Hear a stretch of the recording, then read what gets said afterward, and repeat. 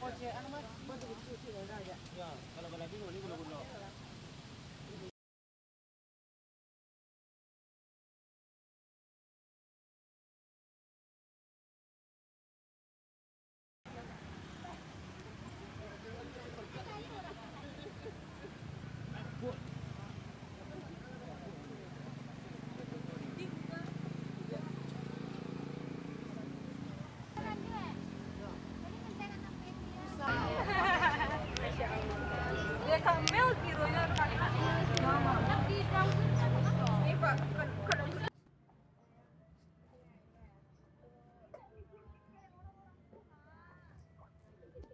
Mas. Assalamualaikum, Mas. Waalaikumsalam. Iya, Pak.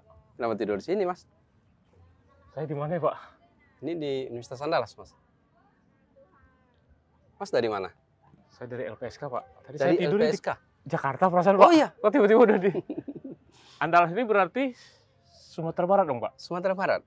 Wah, Mas tadi bukan perjalanan ke Sumatera Barat? mungkin dalam angan-angan ya, Oh, Pak. oke. Oh, Universitas Andalas, Iya. pantas pemandangannya bagus, Pak. Ini kampus baru kan berarti, Pak? Kalau salah dulu tengah kota. Iya, dulu sekitar tahun 86-an gitu, udah pindah ke atas. Pindah ke atas. Iya. Kayak kok, wah, adem gitu kan, terus pemandangannya. Dan rata-rata hampir semua kampus menyingkir ke lebih jauh Iya, kayaknya. betul, Mas. Iya. Hampir di setiap daerah, termasuk yang di Jakarta juga. Iya. Walaupun sekarang menjadi kota akhirnya. Iya. Dengan Mas siapa? Saya Kiki, Pak. Mas Kiki. Kiki dari Lembaga Perlindungan Asasi Korban. Oh iya, saya Aidinil Zetra, Aidinil dari Universitas Andalas. Kebetulan saya di Satgas PPKS Universitas Andalas. PPKS itu pencegahan. Pencegahan penanganan kekerasan seksual. Wah, itu. Tadi saya mimpi, Pak. Oh itu. Kok kebetulan ya? Mimpi bagaimana Indonesia ini bebas dari kekerasan seksual. Wah, Saya mimpin demo lah, mimpi saya tadi, Iya, Pak. iya, Makanya iya. tiba-tiba kok saya udah sampai di Andalas. itu memang mimpi kita bersama Mimpi itu. bersama itu ya, Mimpi Pak, ya. bersama yang harus kita wujudkan, Mas. Tapi itu sebenarnya bisa diwujudkan ya, Pak? Harus Bukan diwujudkan. khayalan nih. Bukan khayalan. Nah, itu tugas kita bersama. Tugas. Nah, Apalagi dari LPSK ya. Nah, itu saya sangat berharap ada kerjasama lah LPSK dengan Universitas Andalas, Mas. siap, Pak. Iya. Kebetulan sudah ketemu Bapak, mungkin kita bisa ngobrol lebih lanjut nih. Boleh. Bagaimana Ya, silakan. kondisi kekerasan seksual khususnya di lingkungan kampus Iya, dan bagaimana upaya pencegahan dan penanganannya. Iya, Nah, boleh, Mas. tapi kita sambil jalan-jalan Oke, sambil lihat kampus ya, silakan. Pak. Silakan, Mas.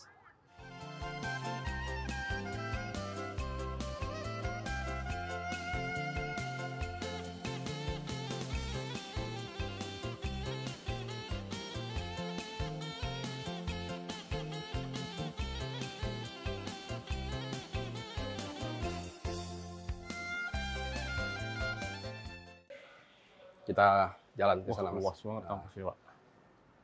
Ini auditorium Universitas Andalas. Semua kegiatan universitas dipusatkan di sini. Semua kegiatan pertemuan-pertemuan yang Pertemuan. membutuhkan kapasitas besar itu di Berapa kapasitas, Pak? saya kira 5.000 bisa itu, Mat. 5.000. Ya, atas bawah ya. Wisuda segala macam gitu ya, Pak. Ya. Seminar-seminar. Kalau ini rektorat Universitas Andalas. Saya dulu pernah mampir ke sini. Yang teringat itu telur dadar di kantin Fakultas Hukum. Oh Itu iya, enak di banget. sana. Telur dadar ya. Telur dadar ya. Tahun berapa itu, Mas? Itu yang saya bilang 2016 atau 2017. Oh iya. Acara apa waktu itu? Sosialisasi, Pak. Sosialisasi. Tapi pakai para rektorat ini kalau Iya. salah benar. Kerja sama Fakultas Hukum. Oh iya. Nanti saya izin setelah kita selesai ngambil beberapa gambar lingkungan Boleh, kampus, boleh. ya, Pak. Iya, Kayak iya. bendera, tulisan. Iya.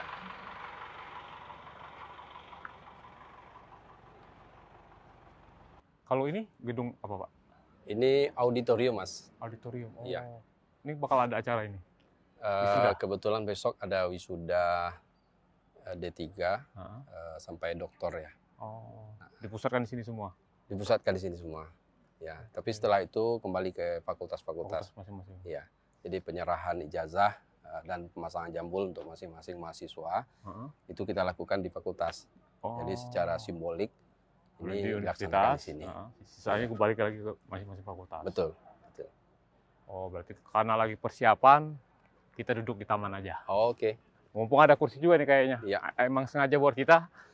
Apa kursi panitia, tapi kita pinjam Iya. dulu lah. Oke. Maaf nih kita menginjak rumput. Nah, nggak apa-apa, sedikit.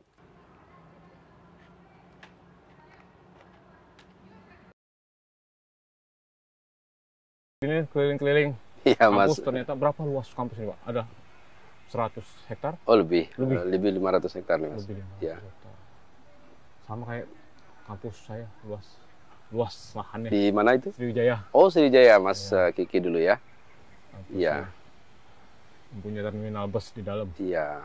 Kita ke belakang area bagian timur Unan ini itu masih hutan itu. Masih hutan. Ya, dan batasnya itu ya perbatasan dengan Solo aja lagi. Oh, Ya. tapi pemandangan top di sini, Pak. Iya, betul. Pemandangan apa? Kalau kita lihat dari depan itu kelihatan pantai ya, Iya. Pantai Padang. Kayak resort Dan gitu kota lah. Padang kayak kelihatan. kampusnya. Betul. Jatinangor. Iya. Jatinangor, Kaliurang, kayak gitu-gitu. Betul. Bener-bener agak tinggi kan mereka. Iya. Dan suasana kampus agak jauh dari hingar-bingar kota ya. Betul. Bener-bener konsentrasi teman-teman Betul. belajar di sini. Iya, Mas. Oke. Pak, kita nyambung obrolan tadi Iya, Mas. soal kekerasan seksual. Kalau saya tidak salah ingat 2021 ya Pak Menteri itu, sebelum ada Undang-Undang TPKS, Iya.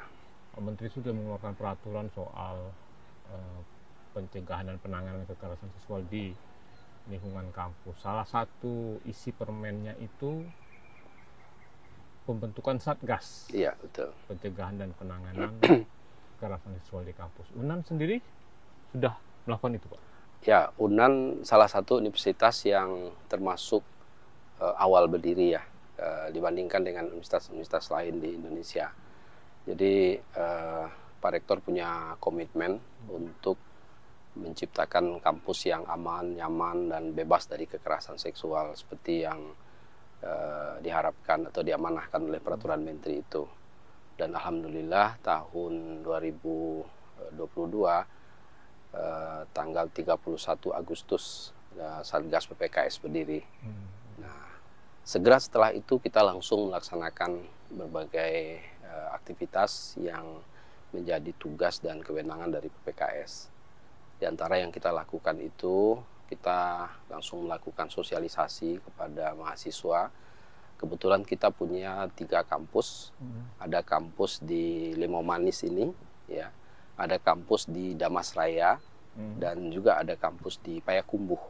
Nah, jadi ketiga-tiga kampus itu kita undang perwakilan mahasiswa, karena di tahap awal itu kita baru bisa memberikan sosialisasi dan edukasi dalam rangka penyadaran pada mahasiswa tentang pentingnya upaya untuk mencegah dan menangani kasus-kasus kekerasan seksual ini.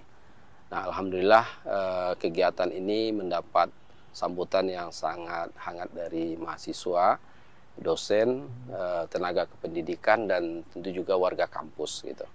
Jadi itu yang kami lakukan pada tahap awal, Mas. Nah, sebelum Permendikbud itu sendiri keluar 2021, mungkin sudah ada sebetulnya ya Pak, Iya. upaya-upaya pencegahan di internal kampus itu, baik melalui entah peraturan rektor atau peraturan dekan atau berbagai peraturan lain. Apakah Iya. pernah ada gitu Pak?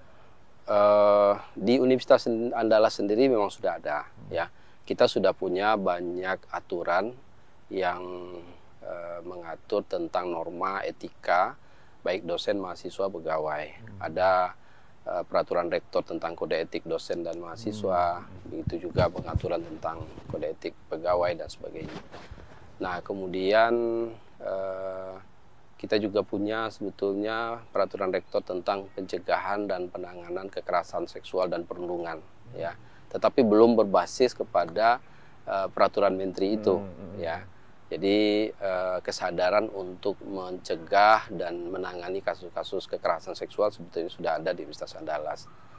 Nah, saya kira di berbagai universitas juga sudah ada seperti itu, tapi belum ada satu gerakan bersama, ya, yang diatur melalui peraturan menteri itu, dan kita merasa gembira ya ketika melihat ada satu peraturan menteri yang mendahului undang-undang ya tentang tindak kekerasan seksual itu. Nah, ini saya kira mendapat sambutan di beberapa perguruan tinggi ya. Walaupun ada beberapa perguruan tinggi yang belum beraktivitas, tapi saya berharap persoalan yang selama ini membelenggu warga kampus ya dalam mencegah dan menangani kekerasan seksual, dengan adanya peraturan itu mudah-mudahan bisa diselesaikan gitu, Mas. Tadi Bapak singgung setelah pembentukan Satgas di 2022 itu dilakukan upaya awal itu sosialisasi. Iya, betul. Ke warga kampus. Warga kampus di sini berarti nggak hanya dosen mahasiswa ya Pak? Semua orang yang berada di lingkungan kampus ini. Jadi yang menjadi sasaran dari peraturan menteri itu, dan tentu juga menjadi subjek dari kegiatan Satgas, pertama adalah sivitas akademika, dosen dan mahasiswa. Kemudian tenaga kependidikan, ya semua pegawai baik di tingkat universitas, rektorat, maupun di prodi-prodi atau fakultas ya, itu menjadi subjek yang harus dilindungi.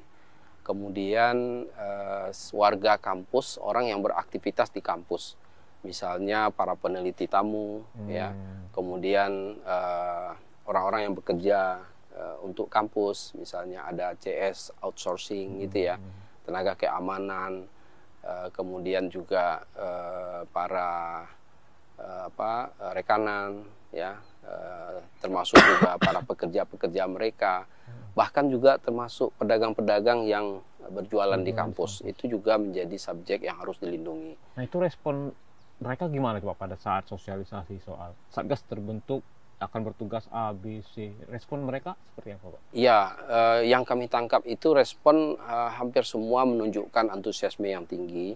Apalagi ketika kami tunjukkan fakta-fakta yang ada dan data-data yang kami dapatkan dari hasil survei yang dilakukan oleh berbagai pihak ya, termasuk juga kementerian pada tahun 2020 itu melakukan survei, ternyata 23% kekerasan seksual itu terjadi di kampus, di perguruan tinggi. Nah, itu terjadi di sekitar kita di kampus ya. Nah, kemudian bentuk-bentuk kekerasan seksual itu juga sudah kita jelaskan kepada warga kampus. Dan banyak di antara mereka yang juga kaget. Kagetnya karena mereka tidak menyangka bahwa perilaku mereka selama ini terhadap rekan kerja, terhadap mahasiswa, atau di antara rekan-rekan mereka sesama mahasiswa, itu bagian dari kekerasan seksual gitu. Panggil sayang, sayang, gitu ya. Hai, gitu ya.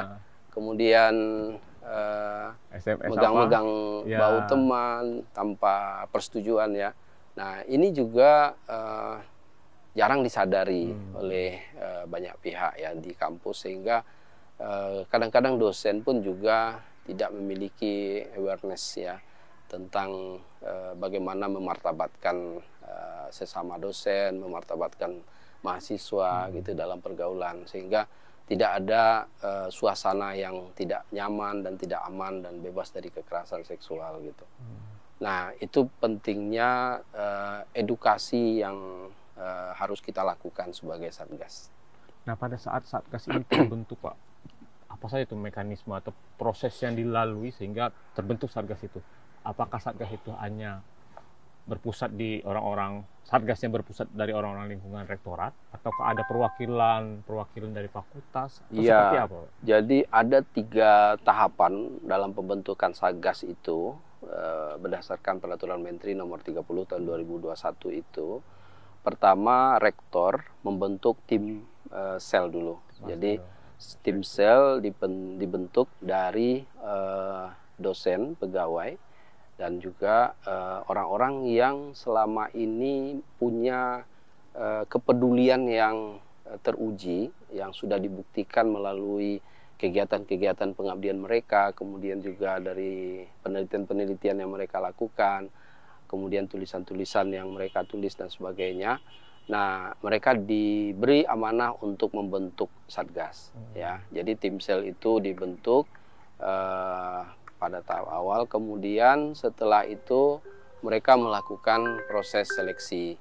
Nah, jadi setelah dibuka peluang kepada semua dosen, pegawai, kemudian juga mahasiswa, ya, karena Satgas itu terdiri dari 3 unsur itu ya, dosen, mahasiswa, dan pegawai.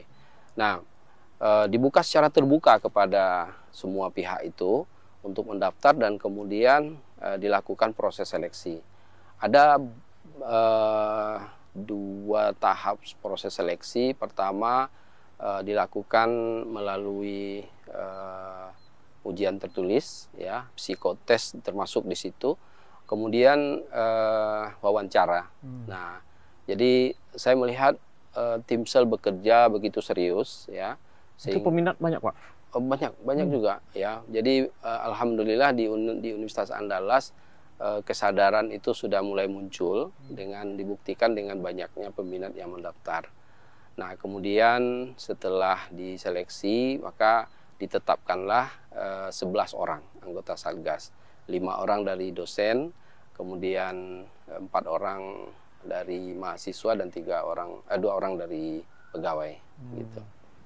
Nah, kalau kita tadi bicara semangat teman-teman untuk menjadi bagian Satgas, ya, misalkan, sebenarnya kalau boleh tahu ini Pak, di UNAN sendiri punya pengalaman sendiri nggak tentang kasus kekerasan seksual yang terjadi di lingkungan kampus ini Pak? Sebelum misalkan ada Permendikti atau setelah ada Permendikti, apakah ada pengalaman khusus? Iya, jadi selama ini saya kira hampir sama dengan universitas-universitas lain di Indonesia ya. Kasus kekerasan seksual itu tersembunyi, ya, seperti sebuah gunung es ya. Tapi kalau sekarang gunung esnya sudah mulai muncul ke permukaan walaupun masih kecil. Tapi kalau dulu kekerasan seksual itu jamak terjadi di mana-mana, baik antara dosen dengan dosen, dosen dengan mahasiswa, dosen dengan pegawai dan sebagainya. Tapi kemudian jarang terungkap, ya, jarang terungkap.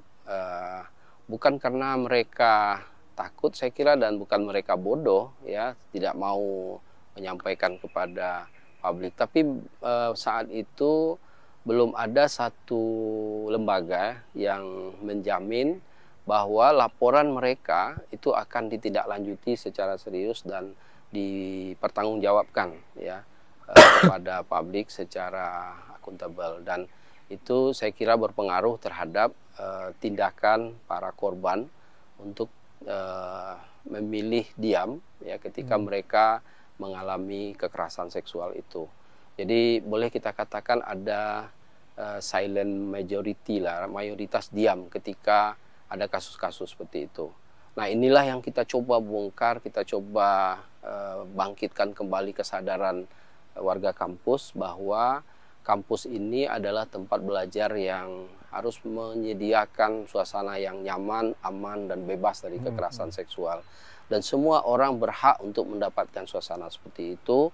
Dan semua orang yang bertugas, baik pimpinan universitas, pimpinan fakultas, pimpinan prodi, dosen, mahasiswa, pegawai, itu punya tanggung jawab bersama untuk mewujudkan suasana yang aman, nyaman, dan bebas dari kekerasan seksual itu.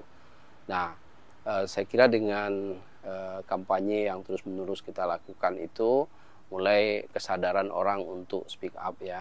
Ada 1-2 mulanya orang menyampaikan laporan, ya.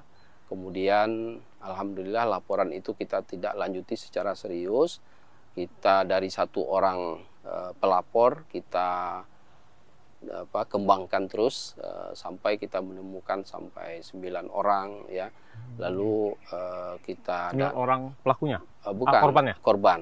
Ya, jadi awalnya 1 orang, ya, tapi kan kita sebagai Satgas harus menggali terus dan mencari siapa saja orang-orang yang pernah mengalami tindakan kekerasan seksual yang dilakukan oleh pelaku tersebut, gitu. Nah, kemudian memang berat, ya, berat artinya kita perlu meyakinkan korban-korban itu bahwa mereka memiliki jaminan untuk dirahasiakan identitas. Kemudian mereka mendapatkan jaminan perlindungan, ya. Mereka mendapatkan jaminan pemulihan kondisi jika kondisi mereka dalam kondisi yang tertekan atau ketakutan, bahkan mengalami cedera dan sebagainya. Nah, Satgas bertanggung jawab untuk memberikan perlindungan dan pemulihan itu. Nah, kita yakinkan terus sehingga kita bisa menemukan korban-korban yang terkait dengan tindakan itu, dan alhamdulillah kepercayaan publik itu mulai muncul, ya. Kekerasan seksual itu berada di ruang-ruang gelap. Ada satu lagi ciri KS ini biasanya relasi kuasa. Betul. Nah, kalau kita di dunia pendidikan kan dosen, mahasiswa ada relasi itu. Nah, apakah ada langkah-langkah antisipatif yang sudah diterapkan atau setelah adanya Satgas mulai menerapkan, misalkan ketemu tidak bisa 4 pasang mata, 2 pasang mata gitu kan, harus ada pihak ketiga misalnya dalam satu ruangan. Apakah ada langkah-langkah antisipasi itu, Pak? Ya, jadi betul sekali Mas Kiki ya. Salah satu penyebab terjadinya kekerasan seksual di kampus itu adanya relasi kuasa. Dan itu juga yang menyebabkan sulitnya untuk mengungkap kasus-kasus itu, dan itu juga menjadi kendala bagi para korban untuk bisa menarasikan dirinya ketika mereka menjadi korban kekerasan seksual.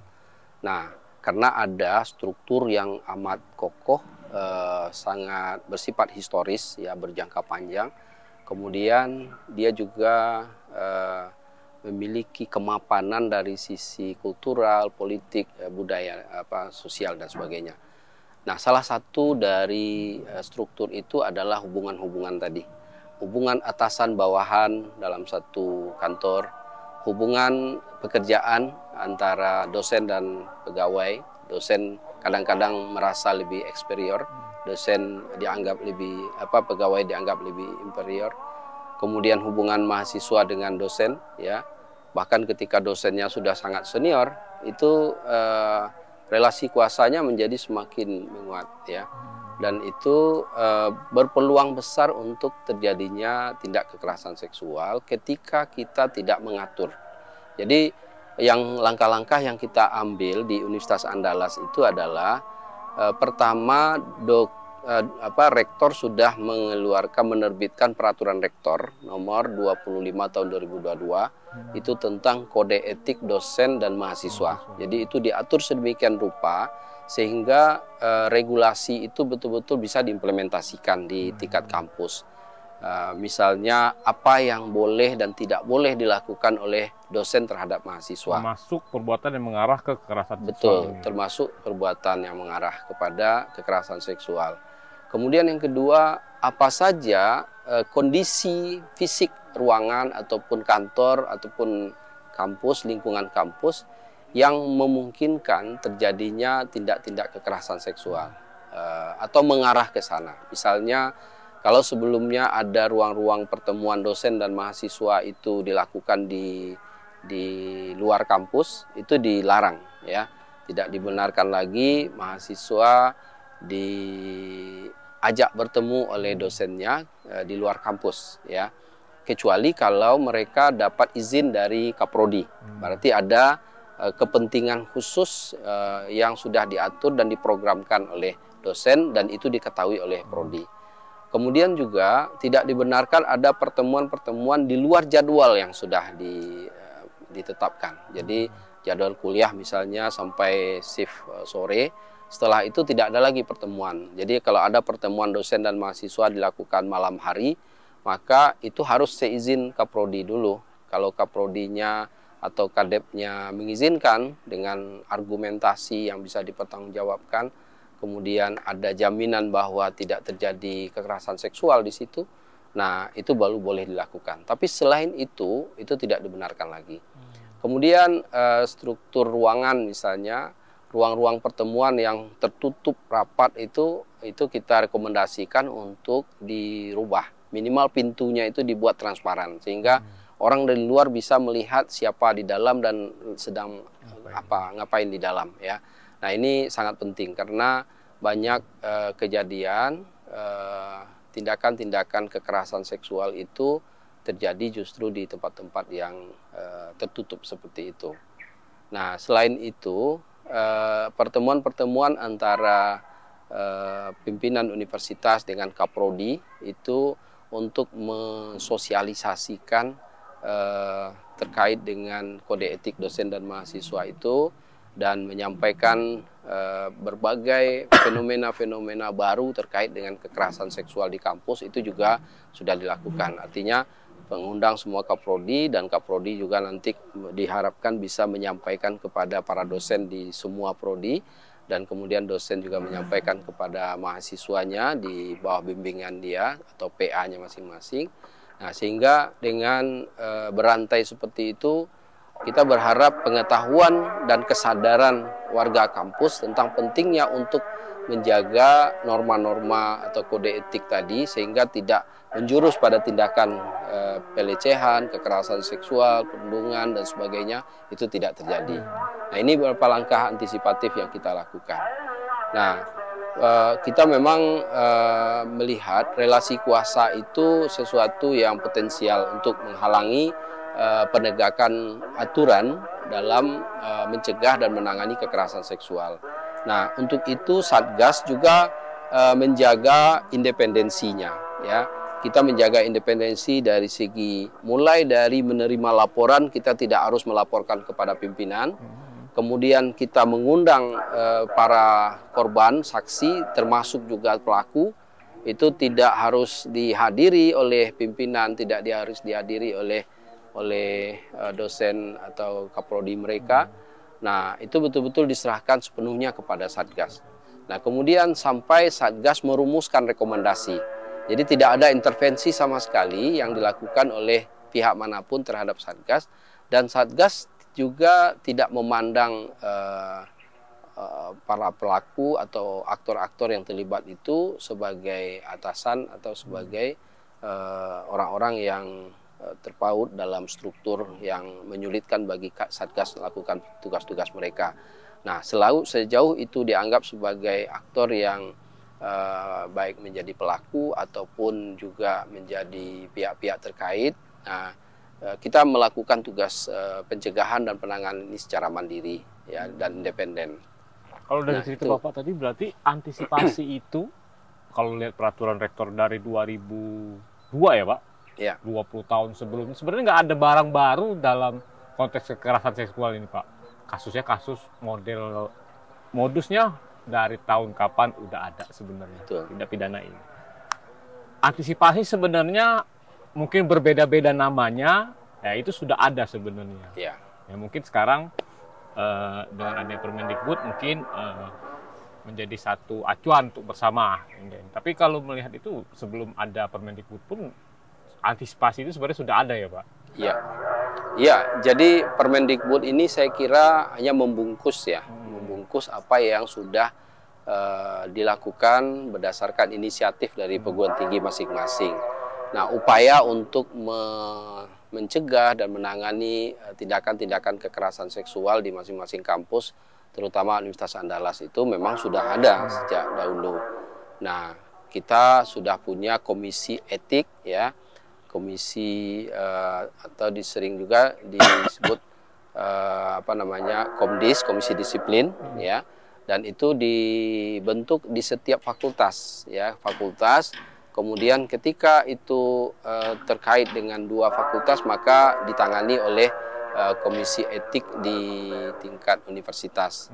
Nah, lalu kemudian komisi etik memberikan rekomendasi kepada pimpinan, dan pimpinanlah yang nanti akan memutuskan ya, memutuskan berdasarkan rekomendasi. Itu dulu ya, berdasarkan komisi etik.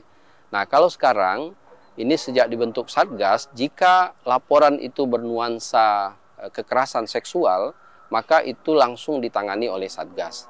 Tapi ketika Satgas setelah melakukan asesmen terhadap laporan yang masuk, kemudian melakukan verifikasi, ya, mengumpulkan bukti-bukti yang ada, dan ternyata itu tidak masuk dalam domainnya kekerasan seksual, maka Satgas kemudian merekomendasikan kepada pimpinan universitas untuk melanjutkan kasus itu kepada komisi etik ya. Jadi bukan berarti kalau ada tindakan-tindakan asusila dilakukan oleh warga kampus, kalau itu tidak bernuansa kekerasan seksual lalu dibiarkan begitu saja, tidak.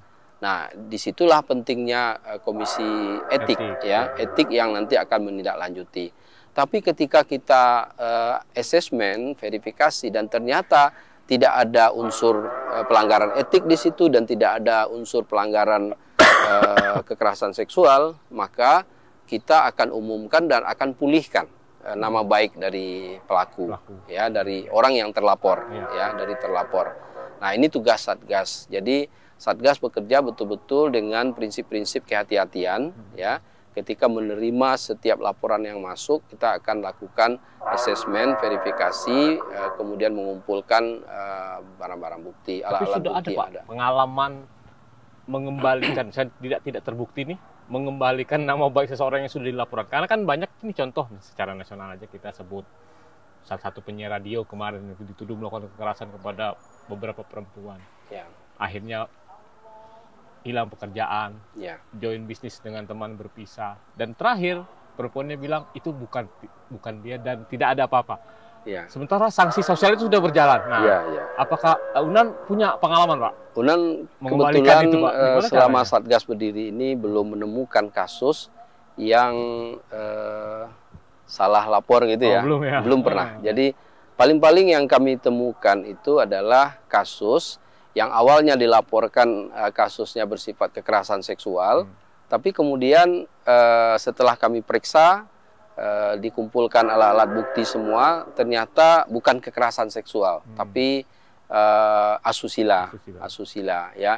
Jadi ada persetujuan dari korban dan tidak pernah korban menyatakan ketidaksetujuan, ya. Jadi persetujuan itu tidak selamanya mementahkan laporan kekerasan seksual sejauh itu tidak memenuhi unsur-unsur persetujuan. Nah, yang kami temukan itu memang sampai akhir pemeriksaan kami tidak menemukan pengecualian dari persetujuan tersebut, ya. Nah, misalnya korban merasa terancam, ketika kami buktikan tidak ada yang terancam di situ. Ketika korban punya relasi kuasa, ternyata mereka sama-sama teman saja dan tidak punya beban sama sekali dalam bergaul. Dan sampai sekarang mereka masih bertemu begitu juga tanpa ada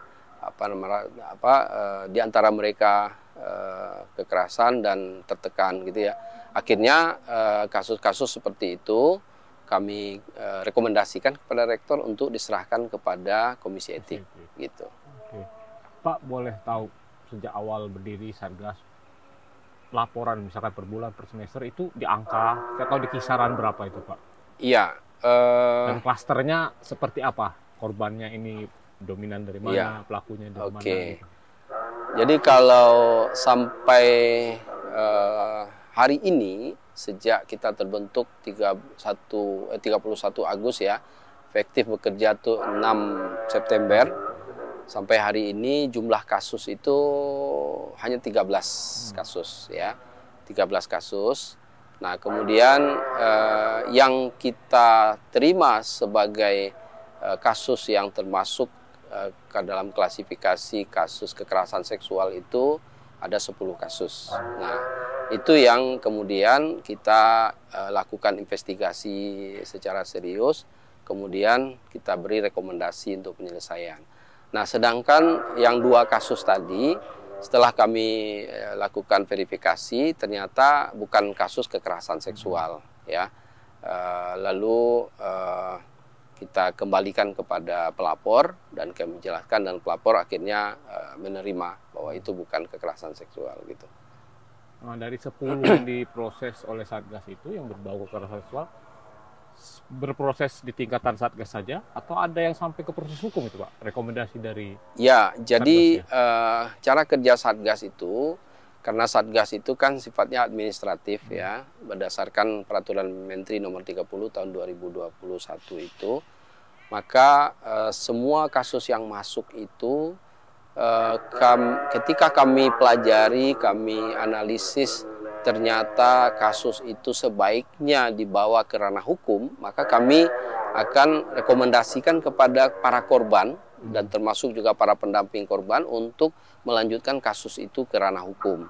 Nah, tapi kalau korban, keluarga korban, pendamping korban tidak bersedia untuk dilanjutkan, maka tetap itu di ranah Satgas. Jadi kita akan buat rekomendasi dan kemudian diserahkan kepada rektor. Nah, contoh kasus-kasus yang kami tangani itu, ada kasus yang menurut Satgas itu selayaknya kita rekomendasikan untuk dilaporkan kepada polisi, kemudian diselidiki secara hukum ya, lalu kemudian kita minta pengadilan untuk memutuskan nanti. Tapi korban dan keluarga korban tidak bersedia. Nah, ini juga saya kira persoalan yang sering menghambat proses-proses hukum dalam penanganan kekerasan, tindakan pidana kekerasan seksual itu. Ya, jadi masih ada ketakutan, masih ada kekhawatiran dari para korban, atau mungkin juga mereka merasa malu, ya. Ada satu budaya dalam masyarakat kita ketika bicara soal seksual itu adalah suatu yang tabu gitu ya, yang memalukan, kemudian tidak hanya diri sendiri, tapi juga keluarga dan kaum juga akan dipermalukan. Akhirnya mereka memilih untuk diam gitu ya. Dan paling-paling mereka hanya berani sampai ke Satgas gitu. Nah, ini terus-menerus kita coba yakinkan kepada para korban, dan kemudian ada korban yang berani melaporkan dan ada yang tidak berani dan cukup hanya di Satgas saja gitu. Dan kita sangat menghormati keputusan dari para korban. Walaupun sebenarnya diam itu ya enggak emas ya Pak, bukan emas. Karena kalau dalam konteks kekerasan seksual jelas tidak emas itu. Iya, kita diam. Ya. Kita sebagai korban diam. Kita tidak sadar bahwa orang di sebelah kita ini korban oleh pelaku yang sama, karena kita sama-sama diam. Iya. Iya. Dan itu yang sering terjadi. Ketika para pelaku kekerasan seksual ini tidak diberi ganjaran ya, tidak diberi sanksi, walaupun dia tidak merasa bahwa yang dia lakukan itu adalah tindakan kekerasan seksual karena dia menganggap itu biasa-biasa saja dalam pergaulan gitu. Nah, dampaknya itu adalah dia akan sering melakukan tindakan-tindakan yang sama berulang ya, tidak hanya kepada korban tapi juga kepada korban-korban yang lain gitu. Jadi satu prinsip yang kita pegang di Satgas ini adalah selain kehati-hatian tadi, kita juga menjamin tindakan ketidakberulangan. Artinya tidak ada tindakan yang berulang, baik sekarang maupun beberapa tahun yang akan datang yang dilakukan oleh pelaku. Jadi kalau pelaku itu punya potensi untuk melakukan tindakan yang sama, atau dilakukan oleh orang lain tetapi tindakannya sama, maka efek jera itu harus kita berikan Satgas. Jadi itu juga menjadi pertimbangan bagi Satgas ketika merekomendasikan satu sanksi kepada rektor untuk diputuskan gitu. Oh, berarti untuk proses hukum itu tetap Satgas menyerahkan ke korban. Iya,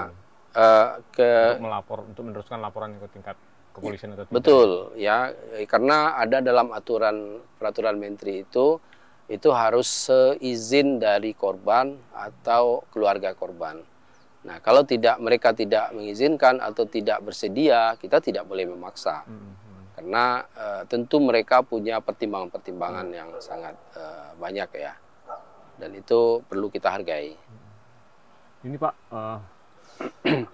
ada Kak tantangan selama Satgas ini terbentuk, baik dalam walaupun tadi sudah sempat dijawab soal kemandirian, Satgas sangat mandiri, tidak ada intervensi termasuk dari pimpinan dan segala macam. Ada tantangan-tantangan lain Pak selain ini? Ya, saya kira banyak tantangan yang harus dihadapi oleh Satgas, siapapun nanti akan menjadi Satgas ya. Pertama, karena pekerjaan Satgas ini tidak bisa direncanakan ya. Jadi seperti pekerjaan kantor itu bisa direncanakan, tapi kalau Satgas, laporan itu bisa terjadi kapanpun, kemudian korban-korban bisa menghubungi kapanpun. Ya, kadang-kadang korban merasa tidak nyaman, tidak aman kondisi mereka setelah menyampaikan informasi kepada Satgas. Lalu malam-malam misalnya dia menelpon, Pak, kami tidak aman nih, saya ditelepon-telepon terus oleh pelaku misalnya, atau oleh teman-teman pelaku gitu. Apa yang harus saya lakukan? Nah, pada saat itu Satgas harus bertanggung jawab untuk keamanan, memberikan perlindungan kepada korban tersebut, gitu ya. Nah, itu tantangan lain, tapi itu biasa. Kemudian ada juga risiko-risiko yang diterima oleh Satgas, ya, walaupun tidak terlalu berat, tapi saya kira itu juga bagian dari tantangan kerja Satgas. Misalnya ketika dia sedang memeriksa kasus tertentu, lalu kemudian kendaraannya dirusak gitu di luar gitu ya. Nah, itu biasalah dalam pekerjaan Satgas. Nah, kemudian Satgas tidak bisa bekerja secara reguler biasa. Misalnya ketika ada kasus masuk, ya, laporan masuk, lalu kemudian kita hanya menginvestigasi orang yang kita wawancarai, yang melapor saja, tidak cukup hanya seperti itu. Kita harus mencari korban-korban lain, kita harus mendatangi walaupun dia berada di kampungnya yang jauh, kita harus mencari dan meyakinkan korban untuk mau diperiksa, ya, untuk mau memberikan informasi kepada Satgas, termasuk juga meyakinkan orang tua para korban itu agar mereka mau membuka informasi itu kepada Satgas untuk bisa diselesaikan dan kemudian sampai kita memberikan sanksi kepada pelaku gitu. Nah, saya kira itu bagian dari tantangan-tantangan kerja Satgas. Nah, tantangan lain tentu juga tantangan yang ditimbulkan oleh perkembangan teknologi komunikasi dan informasi ini. Semakin berkembang teknologi komunikasi, perilaku kekerasan seksual pun juga semakin berkembang dan beragam. Ya, beragam sekali. Jadi beberapa kasus yang kami temui itu ternyata kasus-kasus kekerasan seksual berbasis virtual, ya. Penggunaan media sosial, kemudian ada penggunaan internet, ya, dan sebagainya. Yang itu menjadi tantangan tersendiri bagi Satgas untuk bisa membantu para korban, ya, karena korban betul-betul merasa terancam, kemudian korban merasa mendapatkan tekanan psikologis yang luar biasa. Nah, sementara mereka tidak tahu sama sekali siapa pelakunya, kemudian bagaimana cara menghentikan tindakan pelaku dan sebagainya. Nah, saya kira itu tugas-tugas dari Satgas. Nah, tantangan lain juga adalah ketika kita sudah menemukan banyak korban, ya, lalu memanggil pelaku dan pelaku tidak mau mengakui perbuatannya, ya. Nah, disitulah pentingnya kearifan dari Satgas sendiri. Walaupun Satgas tidak harus mencari pengakuan, ya, tetapi kan untuk memberikan rekomendasi bahwa memastikan bahwa pelaku itu bersalah atau tidak, itu kan perlu pengetahuan yang mendalam juga, kemudian perlu keseriusan dalam mendapatkan informasi, fakta dan alat-alat bukti. Nah, ini saya kira menjadi tantangan tersendiri dalam pekerjaan Satgas ini. Tadi disinggung soal perlindungan pemulihan, Pak. Kami dari LPSK mungkin, tapi udah pernah dengar tentang LPSK sebelumnya kan, Pak? Ya, kebetulan kita juga sudah bertemu dengan pimpinan LPSK ya, yang datang ke Desa Sandalas, dan waktu itu juga menawarkan kerjasama, dan kami sangat appreciate sekali dengan LPSK yang juga punya kepedulian terhadap upaya untuk mencegah dan menangani kasus-kasus kekerasan seksual. Karena kalau melihat dari cerita Pak Inul tadi, yang berpotensi menjadi terlindungnya LPSK ini yang nggak hanya korban sebenarnya, bapak-bapak yang melakukan pemeriksaan, ya, melakukan asesmen, itu juga menjadi salah satu potensi ancaman sehingga menjadi saksi yang terancam gitu kan ya ternyata. Iya, betul. Jadi karena ada struktur yang kokoh tadi ya, yang sangat historis ya, kemudian mapan dan punya kekuasaan di situ. Nah, tidak mustahil pekerjaan-pekerjaan dari Satgas ini itu akan terganggu independensinya kalau dia tidak mendapatkan jaminan perlindungan. Nah, seperti tadi misalnya yang saya gambarkan, kerusakan pada kendaraan, walaupun sulit membuktikan bahwa kerusakan itu terkait dengan pemeriksaan yang sedang berlangsung, Tapi susah juga untuk menolak bahwa sebelumnya tidak ada apa-apa, tapi tiba-tiba kaca depan pecah gitu ya. Spionnya hancur dan sebagainya. Nah, dan bertepatan dengan hari pemeriksaan, kan gitu. Jadi saya kira ini menjadi perhatian penting ya bagi pimpinan sendiri. Nah, sehingga Satgas ini betul-betul bekerja dengan independen ya, tanpa ada rasa tertekan, kemudian tidak takut mengambil risiko ya. Kemudian juga memastikan bahwa keputusan-keputusan yang diambil itu betul-betul keputusan yang matang, yang tidak lagi ada peluang bagi para terlapor ya untuk menggugat ya. Nah, menggugat. Kalaupun menggugat itu biasa, tapi kita pastikan bahwa gugatan yang disampaikan oleh para terlapor itu, orang yang sudah dijatuhi sanksi itu akan ditolak gitu. Nah, karena kita bekerja betul-betul hati-hati ya, berdasarkan pada peraturan undang-undang yang berlaku. Baik, terima kasih Pak Dini. Nanti yang soal kerjasama saya coba ingatkan lagi teman-teman. Kalau bisa langsung kita eksekusi, nanti akan ada tim kerjasama. Terima kasih yang banyak Pak Kiki ya. Soalnya kita memang sempat stop kerjasama dengan perguruan tinggi 2 tahun 3 tahun lalu karena kita belum punya grand design ya Pak. Oke. Mau ngapain kita kerjasama ini? Iya. Ya kan, kampus benefitnya apa, LPSK benefitnya apa? Bukan materi maksudnya. Iya, kan, betul. ya?